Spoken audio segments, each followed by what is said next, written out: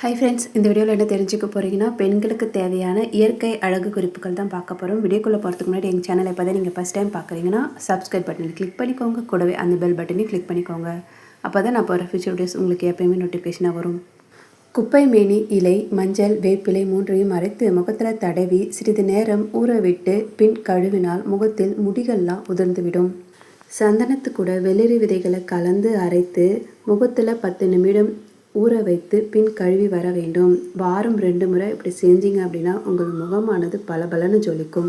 துளசி இலைகளை கசக்கி இரவில் அந்த நீரை முகத்தில் தேய்த்துட்டு காலையில் எழுந்து முகம் கழுவ வேண்டும். இதனால் முகம் அழகாக காட்சியளிக்கும். ஜாதிக்காயை அரைத்து அது கூட சந்தனத்தை அரைத்து இரவில் படுக்க போகிறதுக்கு முன்னாடி முகத்தில் தடவி வைத்திருந்து காலையில் முகத்தை கழுவி வர வேண்டும். இதனால் முகப்பருக்கள் மறைவதுடன் முக சுருக்கமும் மறையும். குளியல் சோப்பை அடிக்கடி மாற்றாமல் நீங்கள் ஒரே சோப்பை பயன்படுத்துங்க. இதனால் முகம் பொலிவாக இருக்கும்.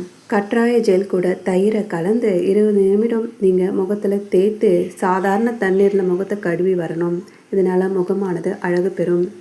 கற்றாழை ஜெல் கூட ரோஜா இதழ்களை பொடித்து அதன் கூட சிறிதளவு ரோஸ் வாட்டர் கலந்து முகத்தில் 20 நிமிடம் வைத்திருந்து பின் குளிர்ந்த நீரில் முகம் கழுவ வேண்டும். இதனால் முகம் பளிச்சென இருக்கும். கடலை மாவு, எலுமிச்சை சாறு, பன்னீர் மூன்றையும் சேர்ந்து பேஸ்ட் போல் ஆக்கி முகத்தில் தடவி குளிர்ந்த நீரால் கழுவினீங்க அப்படின்னா முகம் பொலிவடையும். கண்களுக்கு கீழே உள்ள கருவளையத்தை போக்க சந்தனக்கல்லில் ஜாதிக்காயை அரைத்து இரவில் படுக்க போகிறதுக்கு முன்னாடி கண்ணை சுற்றி தடவி தூங்க வேண்டும். இப்படி 10 நாட்கள் தொடர்ந்து செய்தால் கருவளையம் மறையும்.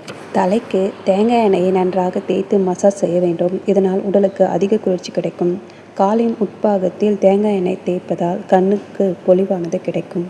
சில பெண்களுக்கு இளநரை தோன்ற ஆரம்பிக்கும். இவர்கள் வீரியமான ஷாம்புகளை உபயோகத்தை தவிர்த்து சீயக்காயை பயன்படுத்தணும்.